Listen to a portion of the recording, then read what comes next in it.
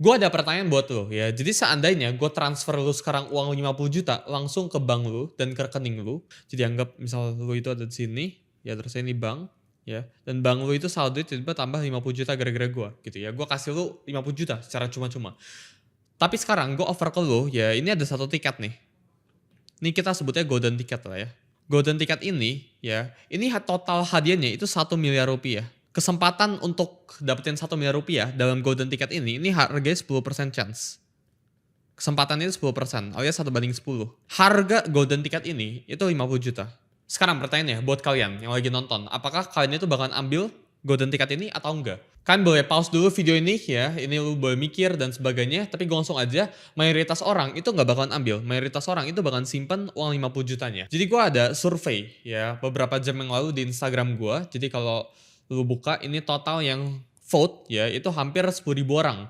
Jadi sekarang ya 64%-nya orang itu bakalan simpen 50 juta, 36%-nya alias 3.600 orang itu bakalan ambil golden ticketnya.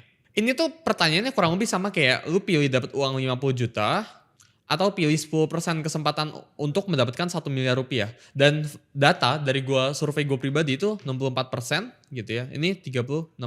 Dalam video ini gue pengen sharing ke kalian salah satu konsep yang merubah hidup gue yang sebenarnya ada korelasinya dengan ini. Kenapa menurut gue orang yang pilih yang ini, pilih yang 10% 1M, ini cenderung bakal jadi orang yang sukses dan punya probabilitas yang lebih besar buat jadi orang sukses. Dan buat kalian yang milih di opsi A ini nggak masalah. Karena ini bisa di frame, ya ini bisa dirubah.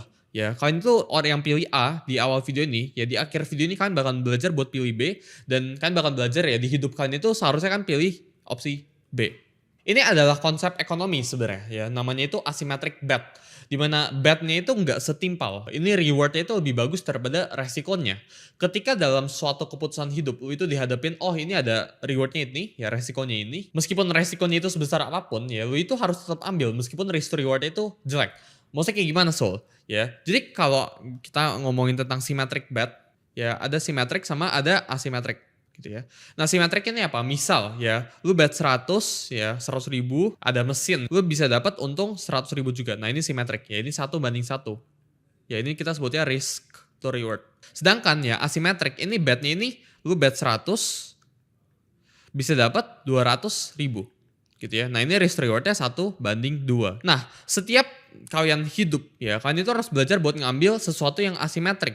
Tapi kebanyakan orang itu takut buat mengambil bet yang asimetrik. Kayak yang gue tadi bilang di atas sebelah sini. Kalau gue sekarang transfer lu uang 50 juta, ya terus saya gue kasih lu kesempatan buat beli golden ticket. Apakah lu bakal beli golden ticketnya? Sama kayak ini ya, kenapa 64% orang itu memilih untuk menyimpan uangnya, padahal sebenarnya itu lebih bagus 36% ya buat ambil bet ini. Nah jadi ini ada rumusnya ya, jadi expected value sama dengan probability of winning, terus saya berapa yang lu dapat disubtract sama probability of losing dikali berapa yang lu dapat. Nah ya, in this case ya, misal yang opsi A, ini kan opsi A sebelah sini gitu ya, ini opsi B sebelah sini gitu ya. Opsi A, ya lu pasti dapat 50 juta. Jadi kita taruh ke dalam rumus ya, expected value sama dengan 100% dikali 50 juta. Nah ini lu pasti expected value-nya 50 juta. Nah sedangkan ini opsi A, gitu ya, opsi B. Expected value-nya berapa ya? Kita baca sebelah sini. Ini 10% untuk mendapatkan 1M dikurangin dengan 90% untuk mendapatkan 0. Nah ini kalau lu hitung ya 10% dari 1M itu berapa? Itu 100 juta.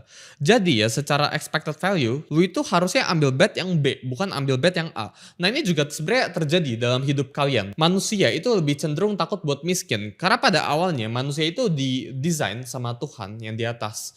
Itu bukan buat mencari wealth atau bukan buat jadi kaya. Tapi manusia itu didesain buat survive, ya buat bertahan hidup. Dan ketika manusia ini mengalami kerugian, ya mereka ini mengalami kerugian itu lebih sakit. Namanya itu prospect theory. Jadi manusia itu kalau mengalami kerugian itu 2,5 kali lipat lebih sakit daripada manusia pada biasanya. Daripada mengalami keuntungan. Hidup ini itu merupakan hidup yang kapitalis ya. Dimana nggak semua orang itu bisa mendapatkan yang rata. Jadi kalau misal ya ada 100 orang buat 100 misal piring. Ini gua gambarin piring kayak gini ya, ini sempit kayak gini ya. Nah hidup itu nggak bekerja satu orang sama dengan satu piring. Ini bukan cara hidup itu bekerja. Ya ini cara orang lain itu kasih tau ke lo gitu. Tapi faktanya ya 5%-nya itu bakalan makan 90%-nya. Jadi 5 orang itu bakalan makan 90 piring. Nah, sisanya ya 95 orang ini baru berebutan ke 10 piring sisanya. Nah, ini cara dunia itu bekerja tuh kayak gini. Kita lihat ya data Y ya. Ini angel investor, kalau kalian tahu namanya VC ya, venture capital gitu ya. Mereka melakukan investasi. Dari 100 investasi mereka, ya, ini bukan 100-100-nya jadi berhasil. Misal mereka melakukan 100 investasi, terusnya mendapatkan misal 100 juta dolar gitu ya. Ini bukan satu perusahaan itu ngasilin 1 juta dolar, bukan kayak gitu. Itu bukan cara dunia itu bekerja gitu ya. Tapi ini 70%-nya itu ngasilin 0, 20% ini ngasilin 20 juta dolar gitu ya. Terusnya sisanya baru, sorry ini misalnya 25% gitu ya, baru 5%-nya ini ngasilin ya sisanya ya 80 juta dolar. Ini cara dunia itu bekerja. Karena dunia ini itu nggak pernah adil ya, dunia ini selalu asimetrik sifatnya. Jumlah winning rate kalian itu nggak pernah ngaruh. Jadi mau kalian cuma menangnya 1% of the time, tapi setiap kali kalian menang 1% itu lu bisa kali 1000 bet lu, itu lu bakal menang in the long term. Misal lu punya uang 100 juta.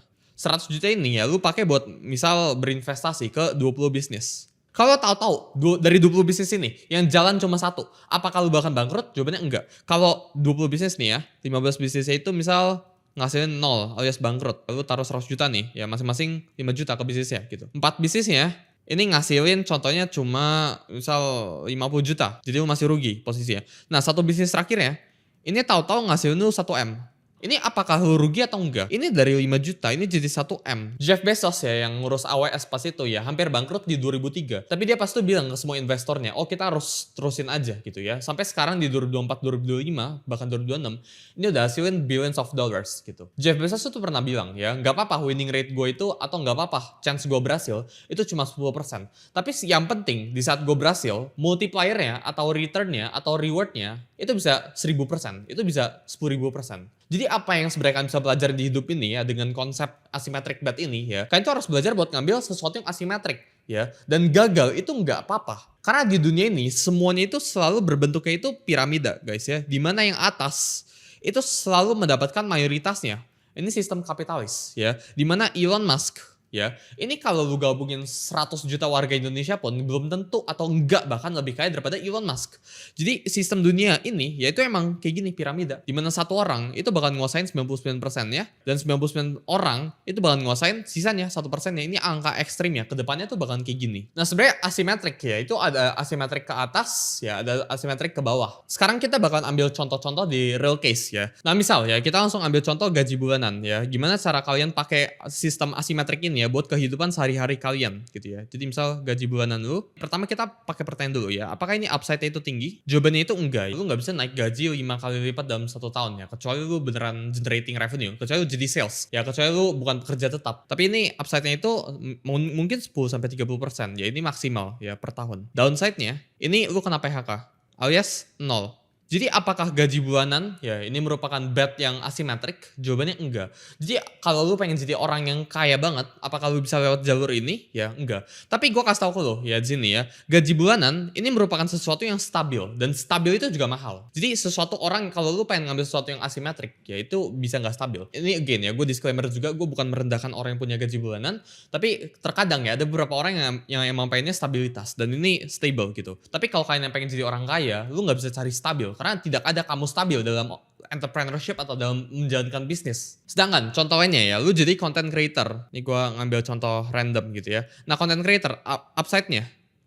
Ya pertama, lu butuh modal dulu dong. Lu beli kamera dan sebagainya, anggap modalnya itu 10 juta. Jadi upside-nya ya lu dapat endorse, ya lu bisa buat following, lu bisa buat bisnis, ya bisa buat apa. Endorse lu ini nggak ada cap-nya ya. Ini bukan naik 10-30%, nggak ditentuin oleh siapapun. Ini ditentukan hanya oleh diri lu. Bisa nggak bulan ini gue dapat endorse 10 juta, ya bulan depan tahu-tahu 50 juta. Bisa jawabannya ya, tergantung ya seberapa jago diri lu. Jadi upside-nya itu cenderung infinite kalau kita ngomong. Ini nggak ada atasnya, atapnya tuh nggak ada gitu. Sedangkan downside-nya, kerugiannya, ini 10 juta. atau palingan waktu lu ya 3 bulan 6 bulan gitu ya. Apakah waktu lu pas pengen mulai karir ini ada harganya? Jawabannya enggak. Jadi apakah content creator ini merupakan sesuatu yang asymmetric bet? Jawabannya iya.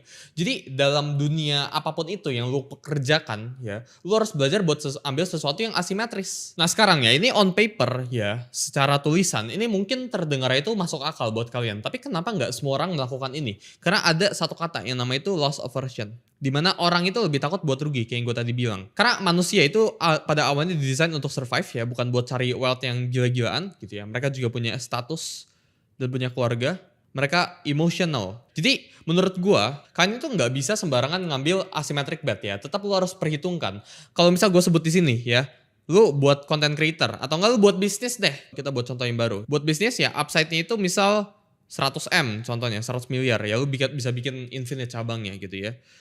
Tapi downside-nya alias kerugian kalian itu misal 1 miliar. Dan kebetulan 1 miliar yang sebelah sini ini seluruh harta tabungan kalian. Apakah ini worth it? Jawabannya enggak. Jadi enggak semua asymmetric bet itu lu bisa ambil. Ini kalau lu pakai uang. Tapi ketika lu ambil, lu tetap harus mempertanyakan apa yang gue hilang ya. Kalau gue rugi, apa yang gue hilang gitu. Enggak semua asymmetric bet itu bagus ya. Enggak semua asymmetric risk itu harus lu ambil gitu ya. Tapi ketika lu ambil, lu harus mempertanyakan ini. Berbeda dengan kalau lu spend tenaga sama waktu lu ya. Ketika lu masih belum mulai apa-apa ya, lu nggak ada kehilangan uang, lu cuma bilangnya oh gue kehilangan tenaga gitu ya, downside-nya ya gue nggak bisa main-main dan sebagainya, ya itu memang sesuatu yang kalian harus ambil gitu. Tapi ketika lu udah punya tanggungan dan resikonya itu real ya, bener-bener terukur, bukan sekedar oh gue kehilangan waktu gue, tapi resikonya itu keluarga kalian atau resikonya itu teman kalian dan sebagainya, itu yang kalian nggak boleh ambil. Nah sekarang, apa asymmetric bet buat Gen Z? Ini gue ada list beberapa ya. Yang pertama itu lu bisa akuisisi skill sebaik-baiknya. Karena skill ya, ini asimetriknya itu gila banget. Jadi lu bisa dapetin apa aja. Lu belajar copywriting, belajar sesuatu yang digital ya. Lu cuma downside-nya itu cuma rugi waktu sama uang les. Downside ya, ini typo ya. Itu uang kecil ya, waktu gitu ya. Sedangkan ya sebagai Gen Z, POV Gen Z itu punya banyak banget waktu. Sedangkan upside-nya ini infinite. Ya, lu bisa pakai copywriting lu di semua hal ya, apalagi lu belajar bahasa. Lu belajar bahasa itu upside-nya itu infinite ya, lu jadi bisa terbuka kemana-mana ya dan sebagainya. Selain dari itu ya, lu bisa melakukan sesuatu yang sifatnya itu digital ya. Jadi digital ya, ini upside-nya itu infinite ya, karena dunia digital itu luas banget gitu ya. Downside-nya itu limited. Lu nggak rugi apa-apa, lu cuma rugi waktu. Jadi selama yang lu rugi itu sebagai Gen Z ya, itu cuma waktu sama tenaga, dan go for it.